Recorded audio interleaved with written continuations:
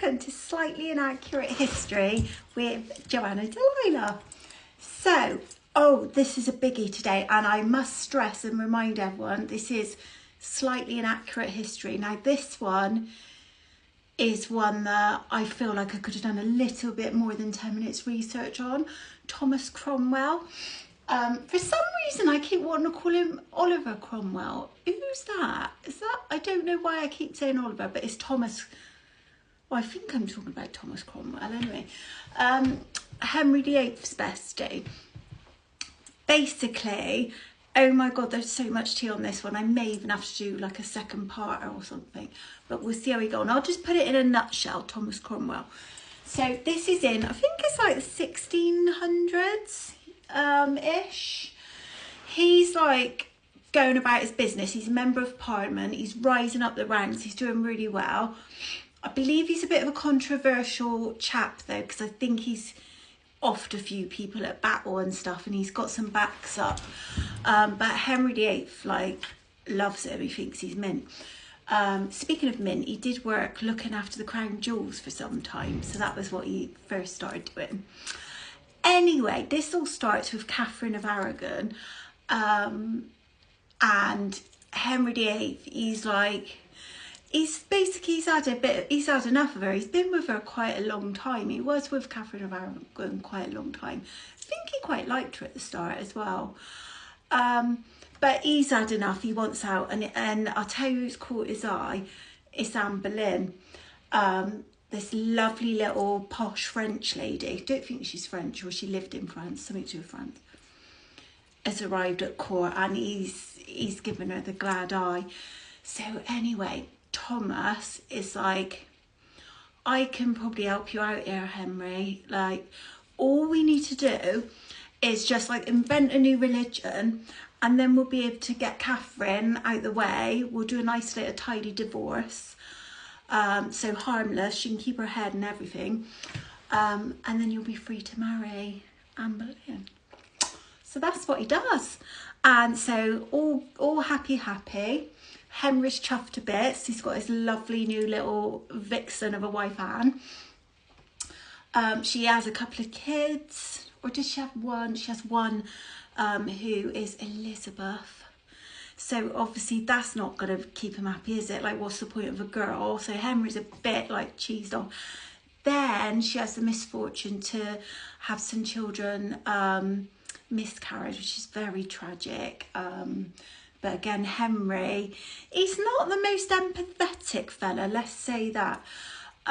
So again, Thomas starts meddling, and he's like, Henry, we sort this out. So he starts putting like the rumour mill in place and like disparaging Anne and saying, basically calling her a bit of a slag. And then Henry's like, oh my God, she did that. And Tom's like, yeah. And he's like, right, she's gone, that's treason, off with her head. So she's out. Next thing, so Thomas is like, done that. He's in good favour with Henry. And Henry's like, oh no, I haven't got a wife. I've still got to have a baby boy somehow. So Thomas is like, leave it with me. Say no more. And he finds this lovely young, I don't know if she's a princess. I feel like she might be German. Anne of Cleves. So he lines up Anne of Cleves and he shows Henry this beautiful portrait of her. I don't know if it was like her like profile picture or whatever. Stunning. Henry's like, yes, please, yeah. Gets her over from Germany. I think she was a bit of a catfish. He's less than happy. Henry's like, what the fuck, Thomas? Have you given me here? Not up to my standard. So we need to get rid of that one. I think she kept her head, and I think she got divorced, that one. Divorced, beheaded, died. Or did she die? Or have I missed one? One of them died in childbirth. Divorced. I think I might have missed one. I think I might have missed Jane Seymour. Anyway, wives and wives and wives along the way, and Thomas is like stirring the pot or like pulling the strings and sorting all of these.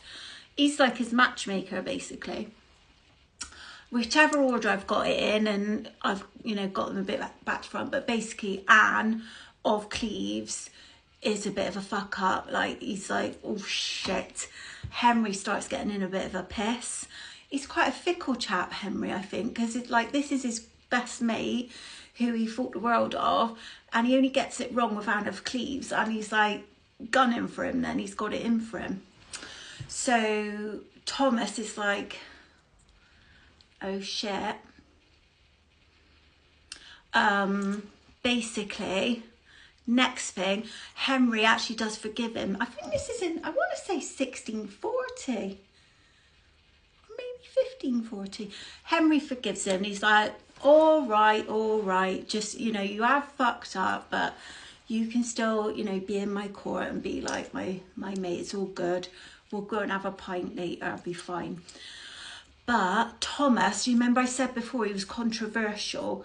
He's got enemies, and his enemies are like, oh, we thought that was going to be his undoing, this Anna Cleves blooming fiasco.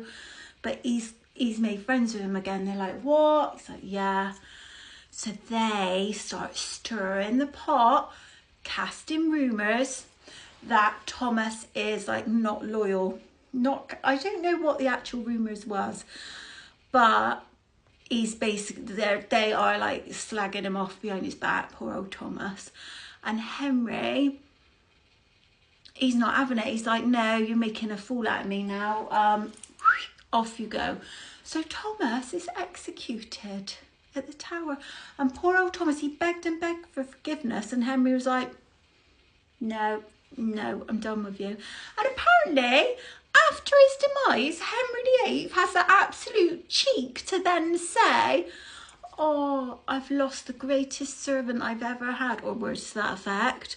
Like, acted all sorry. Like, well, you did it, love. I don't know, medieval. It's not even medieval, is it? Tudors.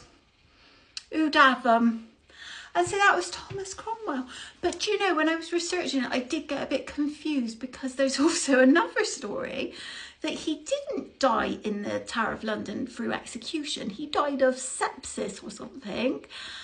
And then 3 years after his death, Henry VIII got the hump of him, hoiked him out of his grave, and then hung the corpse and put the head on a spike. But that was on, I think that was on Wikipedia, to be fair.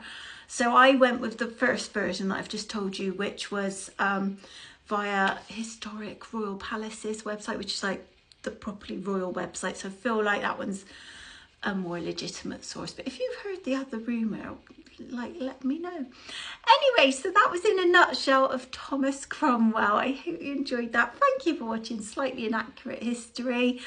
Sorry about the swears and the inaccuracies, and I will see you next time with another story. Take care. Thank you. Bye.